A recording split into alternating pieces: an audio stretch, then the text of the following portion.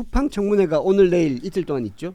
사실은 다들 하셨는지 모르겠습니다. 탈팡. 저는 원래 모르겠는데. 쿠팡이 원래 그러네요. 원래 없었어요. 탈팡해야죠. 네, 근데 이 쿠팡 청문회가 사실은 지금 가장 핵심적인 민생과 관련된 청문회가 아닌가 싶은데요. 워낙 굵직한 사건이 많아서 묻혀버리는 감이 있습니다. 오늘부터 청문회 시작입니다. 내일까지 열리는데 과학기술정보방송통신위원회 등 6개 상임위, 그러니까 국회에서는 대대적인 청문회인 겁니다. 6개 상임위원회가 쿠팡 관련 연석 청문회를 여는데요. 다만 김범석 의장하고요, 김유석 쿠팡 부사장은 해외 체류 일정 등을 이유로 불출석합니다. 자, 그리고요, 국민의힘도 참여하지 않습니다. 국민의힘은 청문회가 아닌 국정조사를 추진해야 한다라고 하면서 이 연석 청문회 합류를 거부한 상태입니다.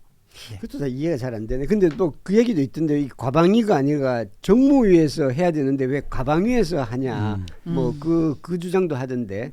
예, 그렇습니다. 근데 그거야말로 정무적인 판단인 것 같습니다. 예. 이게 정무위원장은 국민의힘이 위원장이고, 예, 맞습니다. 과방위원장은 이제 지금 민주당이 주민이 위원장이니까 위원장이죠. 그래서 예. 그런 모양인데, 그게 좀 중요합니까? 그리고 지금 쿠팡 문제에 대해서는 여당 야당이 의견이 나눠지지가 않는 것 같던데. 예, 뭐, 맞습니다. 그리고 실제로 제가 국민의힘이 불참을 이야기했다고 했는데요. 그 이유가 국정조사하자는 거거든요. 민주당도 뭐 국정조사 요구서 제출할 계획입니다. 그러니까요. 예, 예. 아무런 이게 좀 이견이 차이는 없잖아요. 없습니다. 예, 예, 예. 예. 근데 이게 보안 문제여서 과방위에서 시작을 한 것 같아요. 그렇죠. 네. 처음에 정보통신. 거기서부터 예, 이제 문제가 맞습니다. 됐어 이제 했던 네. 거고, 이게 나중에 점점 번진 거잖아요. 네. 사안으로. 예. 그래서 뭐 그게 사실 크게 썩 중요한 것 같지는 않은데, 근데 쿠팡은 어제 하루 종일 이 일반인들한테 회자됐던 건 그 보상안, 그게 이제 논란이 되지 않았습니까? 맞습니다. 그 쿠팡에서 대대적인 그 선전, 그러니까 광고를 한 것은 이겁니다. 이번 보상안을 내놓는다. 자, 11월 말 개인정보 유출 통지를 받은 3,370만 계정의 고객이다. 저도 해당되는데요. 이 고객이다. 자, 쿠팡은 오는 1월 15일부터 자, 보름 남았습니다. 5만 원 상당의 구매 이용권을 지급한다. 이렇게 보면 3,370만 곱하기 5만 원이니까 1조 6,850억 원입니다. 그래서 처음에는 와 이러했거든요.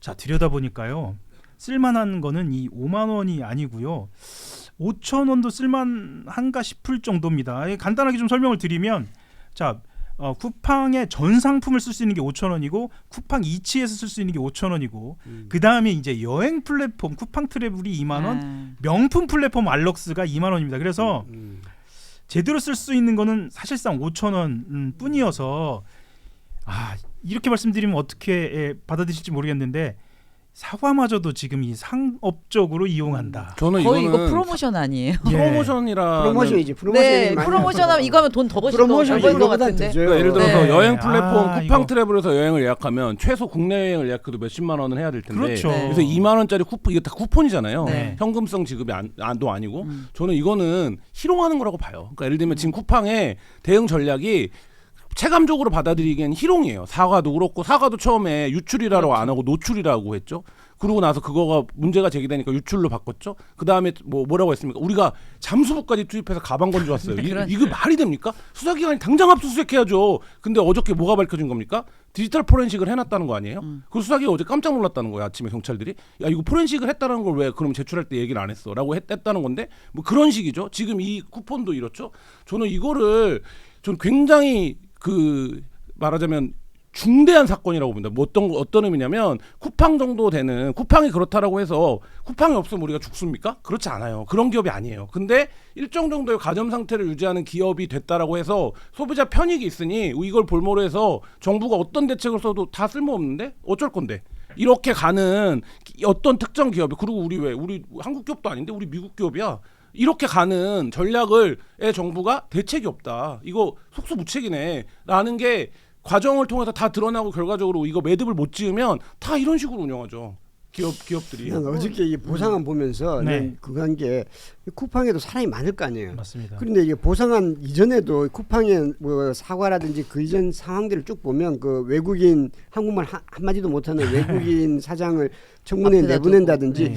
이런 판단을 도대체 누가 하며 그리고 이게 왜 내부에서 저가 안 될까? 그러니까 이게 지금 나는 이해가 안 되더라고. 만약에 다른 일반 기업이라면 이런 판단 이게 이 해당 기업에도 별 도움이 안 되잖아요. 맞습니다. 이 사건을 어떻게 해결할 것인가 각 기업별로 보면 내부적으로 알력 다툼이 있잖아요. 그러면 대관이나 공보를 중심으로 갈 것인가 아니면 법무를 중심으로 갈 것인가. 사실은 10년 넘게 한 20년 전으로 돌아가 보면 삼성 사례를 이 사람들이 참고할 만도 합니다. 그러니까 법무를 앞세웠을 때 어떤 상황이 벌어지는지 본인들이 이 무슨 전가의 보도처럼 여겨왔던 총수는 절대 카메라 앞에 세워서는 안 돼라는 이걸 지키려고 하다 어떤 상황이 벌어졌는지 사실은 그때 보면 알거든요.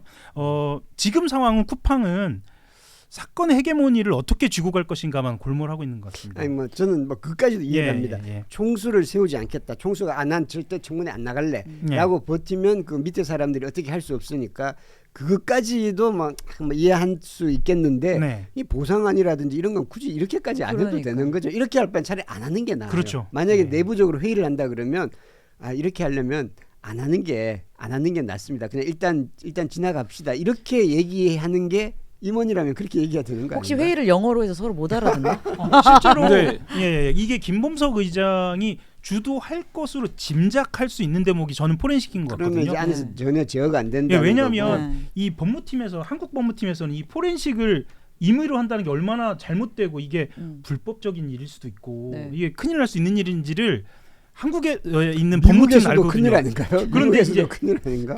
아마 그럴 것 같아요. 그런데 이제 김범석 의장 정도 이렇게 결정 권한이 아주 막강한 사람들이 결정을 해서 진행을 했고 실제로 이제 기술적으로만 보면 포렌식을 한 상황을 보면 해커들이 만약에 이제 그럴 리는 없겠습니다만 포렌식을 하는 과정에서 해커가 들어갔다라고 하면 흔적 없이 이 알고리즘 바꿀 수가 있거든요. 진짜로 몇천 건만 유출이 된 것처럼 꾸며놓고 나오면 해커들이 다시 들여다보건 아니면 경찰이 들여다보건 아주 말끔하게 처리를 할 수 있는 상황이어서 이건 굉장히 위험한 상황인데 상당한 것이 혹시 김범석 좀 뭐라고 해야 되나 직책이 대표 의장이 결정한 게 아닌가라는 그런 의구심이 들긴 해요. 왜냐하면 이전에 사실 이 건 왜 이제 노동자들 이제 계속 이제 그 숨지고 그랬을 때 이제 내부에서 임원이 이제 의장님이 직접 의장님 이름으로 사과하시는 게 좋겠습니다라고 했더니 내가 그러려면 당신한테 왜